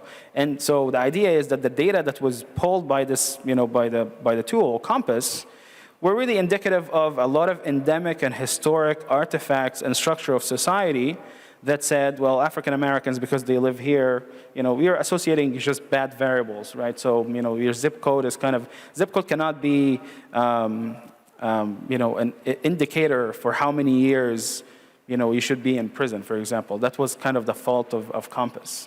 But this information was based on a lot of historical, incidents, and in the U.S., for example, redlining and discrimination and housing and all of that. And today we see the output of it. So if you use this data not knowing the historical context, you will for sure not do anything but to make that discrimination live in perpetuity, unless you know the context, unless you know how you can go and take these principles and really try to exercise them. And that's the part about the advocacy. That's what Sarah said about the work of someone like Joy and so many other people, ACLU, people who prosecuted cases and so on. We have to continue doing that. So, yes, please go ahead. Thanks. I just wanted to pick up. I think, as you've just heard, there are multiple examples of where we're not living up to the ethical and human rights standards with regards to how AI is being deployed and used. Algorithms themselves and the data that it draws from, as has been said, can bring in bias, are non-transparent, are not accountable in a variety of ways. And I guess the question then is it that, that ethical and human rights framework isn't sufficient? I've argued that no, I don't think that's a problem, but there is a problem. And the problem is that the process and the mechanisms for applying and implementing that ethical guidance and that legal human rights framework isn't sufficient. And that's what we have to address. And then we get into this whole question of, how much of that is going to be binding, how much of it's going to be advisory, how much of it is multilateral, how much of it has to be happening at the country level, how much of it has to be happening at the company level. And we've had a lot of in-depth conversations on that, and the answer is we need more at all of those levels, as far as I can tell. We don't want to duplicate systems that are in place. We need to build on what's there, but we need to make it more effective. And that's where you get the high-level panel on digital cooperation report, recommendations regarding IGF+, how that could be helpful. It's about the fact that at a national level, we're starting to see greater development of national advisory offices on AI, and what is the model for doing that, and how would that work best, and what are the good practices, and how do we scale that up so that every country has the ability to make regulation and to look at how AI is being deployed in a way that will allow them to apply the human rights and ethical framework more effectively. And then, of course, as we talked about, how we bring that to the company level as well. And ultimately, our position is we do need both a way to move towards that national level at least advisory institution that can issue opinions on how we have accountability for AI, for example, and looking at some of the tough issues around deployment of AI, and especially in government use of AI, looking at the way it's being used in healthcare systems and employment and other things. And then what do we need at that multilateral level? Well, we do need to have something that will help us ensure that we're developing that in a way that's equitable. That doesn't just mean that we have that level of implementation and advice in developed Western countries, but we don't have similar levels of expertise and ability being brought into the same conversations that are happening in countries that may not have the same level of resources. And that's where, of course, IGF can help. Ideas like centers of expertise and the global partnership for AI and the partnership on AI as well, all of those pieces can come together to help inform those conversations. And I think this was a perfect sort of wrapping up of the question of how. Well, not really wrapping up, it's opening more questions. But there are some very useful suggestions. Time to move to the third question, which is about who. But before that, I wanted to firstly apologize to all of you that we might have not reflected on all the questions over there, but I'm glad you had a chance also to see them. And you will probably have the chance to see some of them, quite some interesting one. This is one I liked. Treat AI like humans, require education and hold their parents accountable. So there are quite some interesting food for thought there. Some of them will also input into this last part of the discussion. Natasha, you can probably bring back the previous slide with the graph. And on a question which was also raised there, who is the eighth expert? The eighth expert is actually the AI, who is listening, or it is listening the whole discussion, and will close the session with a statement. So, but bear with us. Moving to the third question. How to cross the bridge between defining human rights and ethical frameworks and implementing them in AI systems and SDGs, which is partly what we already covered, but then what is the role of different stakeholders and how can they work together to achieve best results? So the role of particular stakeholders, actually who, and I wanted to go back to this, which is quite an indicative reflection from the room today, the temperature of the room. Tech sector, well, the top responsibles are companies and governments. Second one is tech sector. And then it's quite interesting, the users are down there, but we'll get back to that. Before I'm passing back the floor to you, I wanted to check if there is anyone from the floor who voted and who wants to explain why you voted very high on the role of the tech sector. Does anyone want to reflect within a tweet why you think the tech sector role is high? Otherwise, I'll tease Mina to do that. But I think everyone holds the tech sector responsible because they have the closest technical touch, the most intimate knowledge of how these algorithms actually work, how they actually operate, and kind of what the operational limitations are that they could or should be communicating. Thank you. Mina, this definitely goes firstly to, I'll get back. Yesterday when we discussed, you said, well, the role of the engineers, now I'm paraphrasing, the role of the engineers is actually to optimize the solutions, but the data is actually what brings the whole discussion about the responsibility and so on. And there was a question from last year, if you remember, should there be, or is there, an ethical oath, an ethical code, like a Hippocrates oath, for engineers, a Tesla oath for engineers, like the ethical guidance? Back to you. We probably, and by the way, just to be very clear, Greg is with IEEE, so he already answered for me. So that was intentional. That was intentional because he wanted to, save me the embarrassment of not knowing how to answer if we should have a Tesla, oath. I don't know if I can answer that specific question. If we should have an oath, we probably should. And I mean, there are obviously a lot of code of ethics, for example, that are, that inform the work of engineers. But the problem usually is that, or I think the lack of the issue, or the issue is the lack of understanding of how technology impacts society in general from a technical perspective, from an engineer's perspective. That's something that is not quite discussed very much. So that's something that psychologists and people who understand, who study society and understand, the role of, religion and norms and values and so on, have been studying that for a long time. But that's something that in my training as an engineer, haven't been on the curriculum at all, right? And so I don't know if that's a good answer to the question that you were hoping to get to or not, but there's absolutely a role for something, to have that understanding. Now, I'll try to also answer the question as well that you were asking about, well, who and how, and we kind of covered the how question already, but in a little bit. But I think that in defining the rules, and that's probably also my shameless plug into the work of the IEEE here, is that in creating technologies are informed and they are run by standards. And that is kind of something that the IEEE Global Initiative does. The IEEE Standards Association is the second largest standards organization in the world. We define standards for technologies, development and deployment and use and so on. And in the series of, and the standards that we're developing right now are beyond just technical requirements. They are focused on due diligence and applications of compliance and, certifying accountability and transparency, going through, very holistic, very, very descriptive and prescriptive, flow of what did you check to make sure that the due diligence has been taken into account and so on.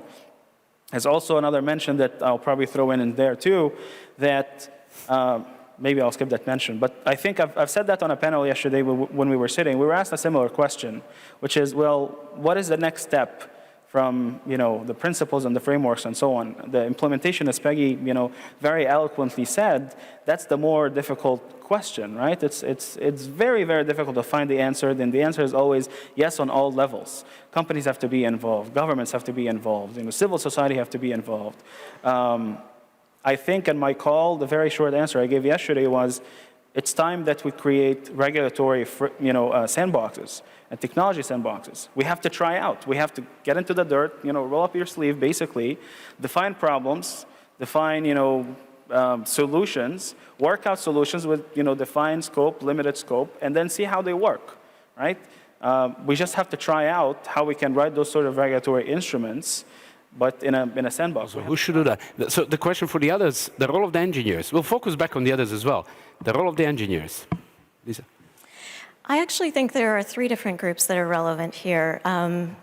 Leadership, journalists, and the people that are putting funding into the system. And I missed your conversation yesterday about funding and funders and everything else. But let me talk about the leadership of the companies that are making this.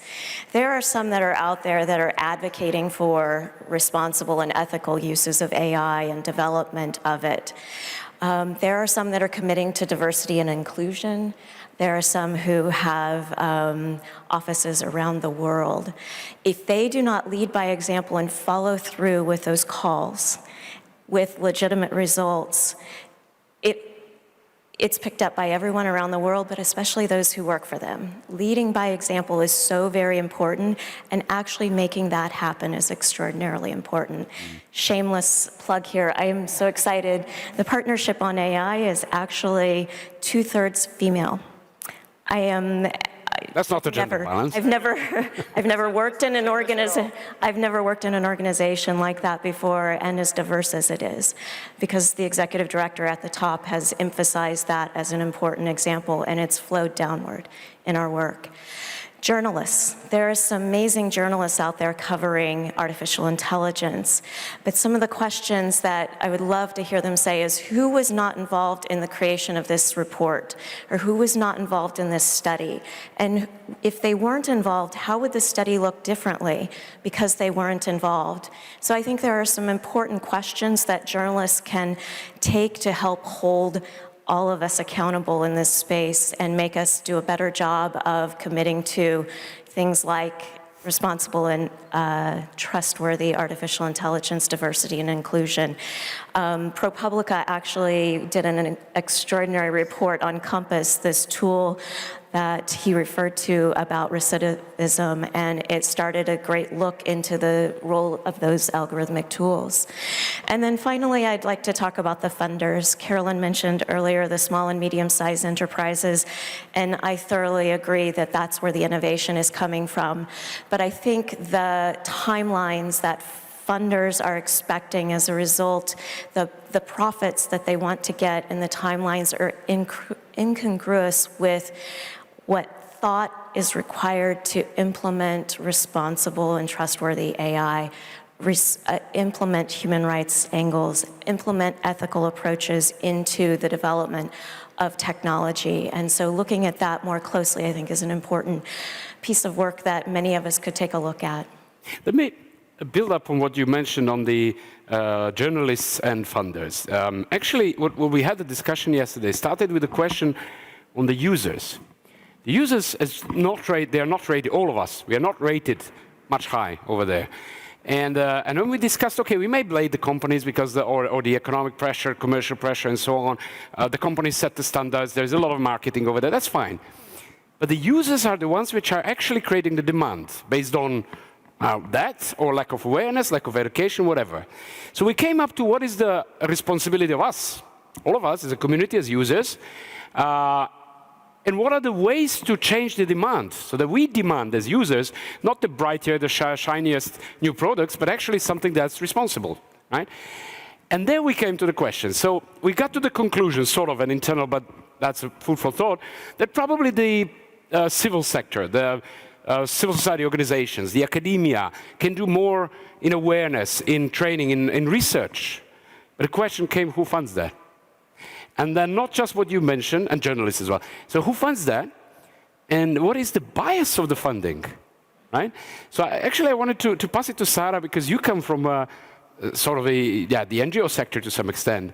How do you cope with the research awareness and funding? And how do you see these risks of funding and an ability to change the user demand? So I just want to start by saying that we are here discussing this now. That means there's a problem and we need to sort it.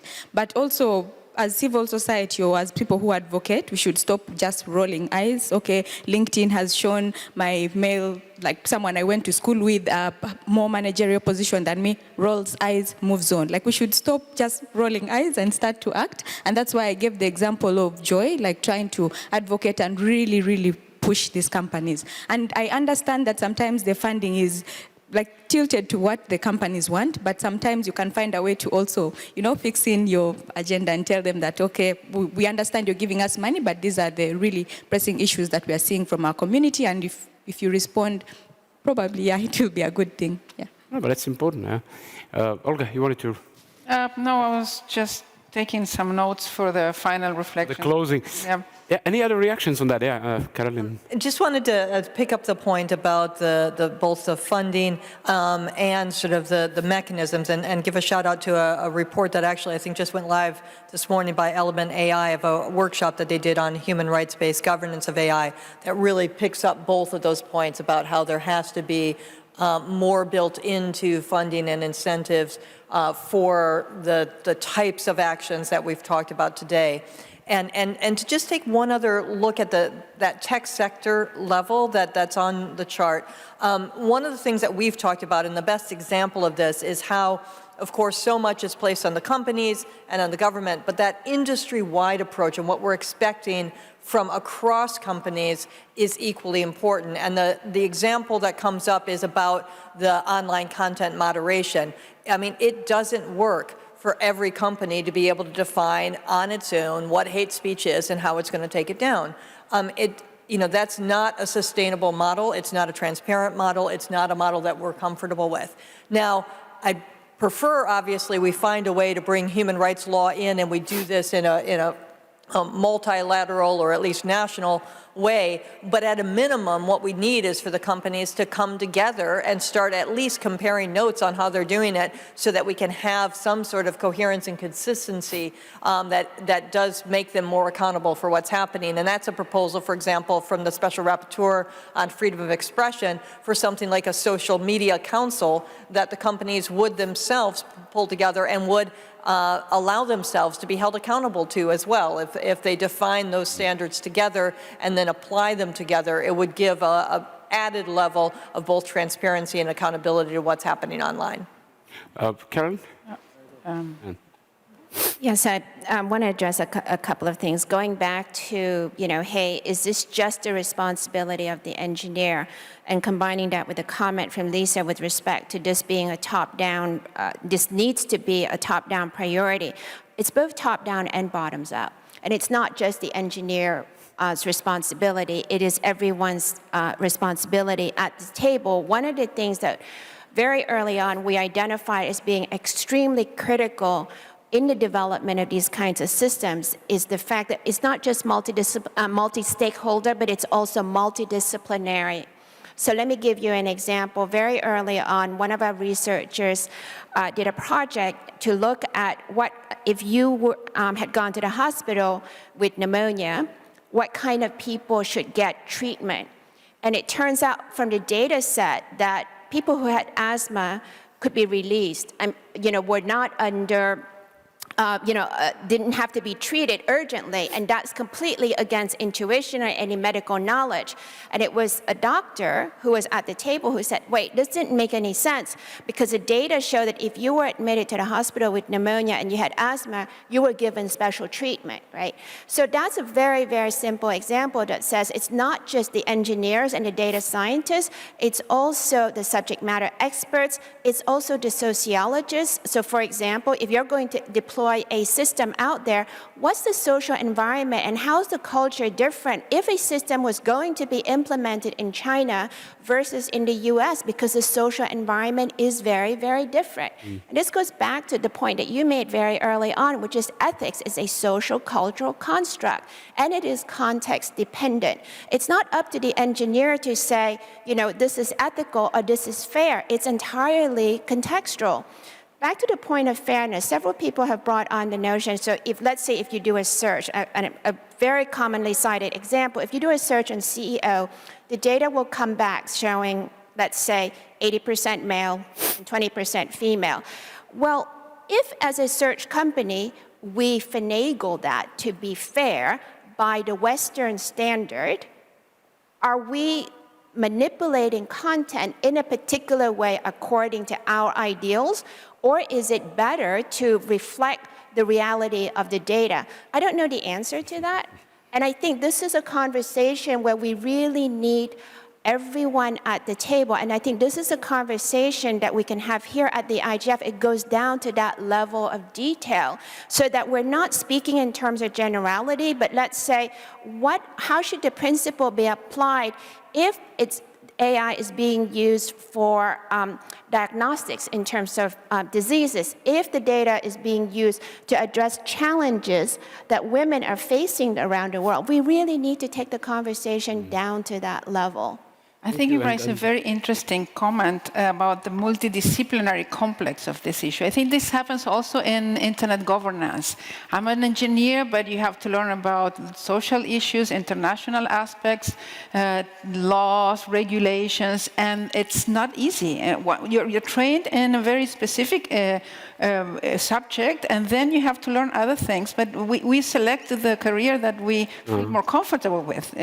Just imagine how hard it's going to be for the AI to capture all of that knowledge. Exactly. So this is a very interesting reflection. Augusto, we should wrap up this part of the discussion, Augusto, and then we move on.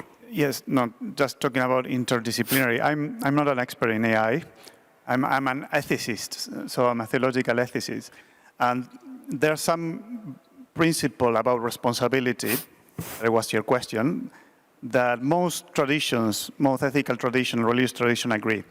So the more resources or the more power you have, the more responsible you are. This is a basic ethical principle everybody can understand. And even in your family, if you don't understand it, try to think about your family. So yes, we need a conversation with all the stakeholders involved because this affects everyone, yes. But it's like climate change. Yes, I mean, well, climate change is a negative thing, not necessarily AI, but yes, we need on the table everybody who to sort out this problem, but the ones who pollute more have more responsibility. As simple as that. Yeah, yes, we need a conversation about everybody in AI, but the ones who benefit more from the AI have more responsibility. Now, having more responsibility is not a bad thing. And one thing that it was very interesting, what was said about journalists, because I didn't think about that.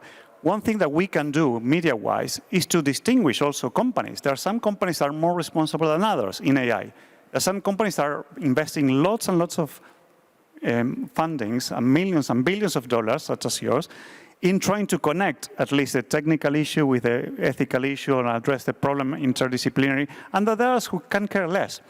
So this is something that probably we have to make accountable, the companies for that. I mean, we civil society or religions, because we have to distinguish the ones who are trying to put AI in the right direction and those who are not.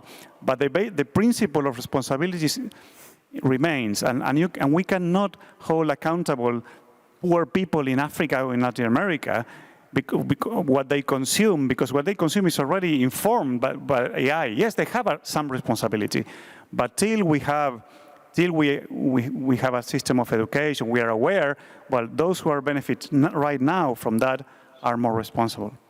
We have some questions from remote, and I think maybe and then we can wrap up. So the final, Hi, this question is from Yola Ann. It's a Nigerian hub. They are saying the development of the internet infrastructure completely ignored rural communities at inception. That is why we are having to come back to include them via initiatives like the community networks. In this infancy of AI development, how are we considering the integration of the rural communities so we do not make the same mistake done with the internet infrastructures? Thank you. And we have one comment here. Thank you. My name is Emil. I work at the Danish Institute for Human Rights. We've worked a lot on human rights impact assessments in the past and are currently having a project looking at the digital and human rights impact assessments. So of course, I agree with Peggy and the others who have said that yes, human rights are definitely capable of dealing with these issues, but that maybe more guidance is needed. And there's a lot of food for thought today for me, but one minor question that I would like to ask to the panelists is, as part of a human rights-based approach, rights holder engagement to get to the impact that is significant or essential. But we've talked about a lot of actors that should be involved, but do you have thoughts of how do you actually engage with rights holders, or whether it be proxies, in relation to developing responsible AI? We've talked about a lot of different groups that should be involved, but how about the rights holders? Thank you. We have to wrap up, but if one person wants to get on this one, or we keep it open for the next round of discussions. This is just the first 2 hours of this session. Then we continue for the next 3 hours. No, I'm kidding, but I mean, we would need at least three more hours. I warned you at the beginning that we have an AI which is actually listening all that we are talking, and so I don't know to what extent we were responsible in what we were talking about and what AI is going to learn, but I do welcome Kualo. So Kualo is the former coffee maker. Currently, it's future AI expert. It works with the Humanity project, the project which connects AI and humanity. It has a session, by the way, at 1:50 this afternoon, so you can probably get more from him, her, it probably. The installation that you see, the embodiment, is the work of art, and that's back what you mentioned, it's actually back to the artificial and the artifact, by Professor Vladimir Veljašević from the Belgrade Art University. And the AI behind or within it, which is in the cloud, is the work of Daria Medic, who is the digital art expert at Diplo Foundation. Now, Kualo uses the open source GPT-2 transformer-based language model, so actually neural network, which was fed with the transcripts of the AI discussions from the previous years of the IGF. So it actually learned from what we discussed in all the previous times, coming up to an own opinion as a sort of a wrapping up of this discussion. So it is the AI that was learning about what we discussed about AI. So I turn to Kualo well, for maybe the closing and wrap up of the session before Olga actually does it. Kualo. So I can only say that we are very happy to participate in this process because it brings together the stakeholders, the companies, the public officials, and also the academics, to discuss how to proceed with this process and to agree a framework. For this discussion, the idea is to come up with a framework that addresses the different issues, and adhere by the stakeholders to establish the truth from the rumors. I think the first word that comes to my mind is system. So if we want to do it properly, we have to do it right. We have to do it right when we talk about AI. This is a big problem we have to solve. And this unconscious bias is what we need to start looking at. This is what we have now. We can say this kind of research has been done in human behavior. We can refer to other kind of research that focuses on machine learning systems. Not only the AI systems, but try to understand the origins of these systems and how they are working. How did they get here? What are the implications of this for the social contract? We can go ahead and use this feedback loop and try to identify patterns and then fix the answers if we need to. But we need to make sure we capture the breadth of the issues and not the single, 2 or 3 classes of questions that we are going to ask ourselves. Statisticians say something like 60% accuracy is possible with just model training, but what is the meaningfulness of the data set really going to be if we only capture the aspects that are meaningful to a certain extent? What if there are problems that we can't capture? How can we make some features meaningful, others are documented and or highlighted? What if there are non-significant features that we need to reform? It's the intergovernmental organization that translates all kinds of different languages, from French to English, from the United Nations, industry groups, academia and more, to understand the principles and how they are applied in the private sector. So, what do? We take a seat at the table, for the users as well. Thank you.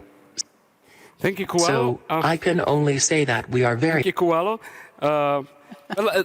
It's important to underline this is not fake. No one wrote it. This is actually what came out of the learning process of the AI from what we have been discussing in the last years at the IGF. There are quite some interesting statements over there. And I was asked by the artists to mention that the cue in all of that is also using the voice modulation, which is somewhere genderless voice, basically, which was produced by another set of artists. So to signal that we can find the gender-neutral artificial intelligence or robots in the future. Well, Olga, back to you. For those of you that want to follow up, you can join the session this afternoon. Can you try to summarize this? I think that he can be the next moderator in the next IGF. Maybe he can do that online along with us. So some reflections. I took some notes, and I think in any way it's not. I will focus on some issues, but in any way it's diminishing the other comments that were done. The fact that human rights and ethical frameworks are there and are useful, we don't need to rephrase them, but the challenge is in the process to implementing them. So that's where we have to put the focus on. We have to measure what success means. Not only looking at the utility, but looking also the success in relation with society, with human treatment. How do we make all these ideas happen in reality, expanding the notion of success beyond only the utility? We should be leading by example. I like that very much, and the fact that your organization has many females, that's good, but that's my only comment.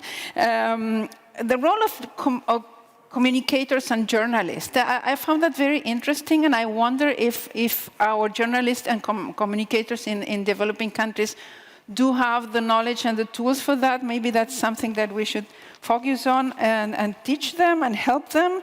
The role of small and medium enterprises in innovation, I think that is a reality in developing economies. I wonder if that happens if in developed economies. I wonder if it's the same, and it's a question in developing countries. Who trains the users? The users were not very signaled in the tool, so who trained us to do the right decision in using technology in buying? The multi-stakeholder dialogue is important, and the challenge of multidisciplinary dialogue. How we move from our learning, knowledge and experience to understand and put in the shoes of other colleagues that have other ideas and other knowledges. I think that's all I got. And the importance of this IGF, high-level panels, all these spaces, and hopefully they are really not biased and have the participation of different countries from all over the world, different stakeholders, different ideas and different knowledges, so we can build a better space for humans and development for all of us. So many other questions left open, but there is a lot of food for thought for the next year. Huh? Yeah, many questions. I hope you have many questions in mind. That's the idea of the session. I love our other participant. I think AI has to be at the table. Well, thank you all. A round of applause for all of you for joining us today, and see you at a coffee. Yes, and also many thanks to the MAG members that organized these sessions. And they are not in the stage, but they are the ones that made it happen. Natasha and team, Conchetina, all of you. Thank you for our panelists. I enjoyed it very much. Thank you, Vlada, for... Thank you, Olga. Okay, have a nice day. Time for coffee. Thank Bye. you.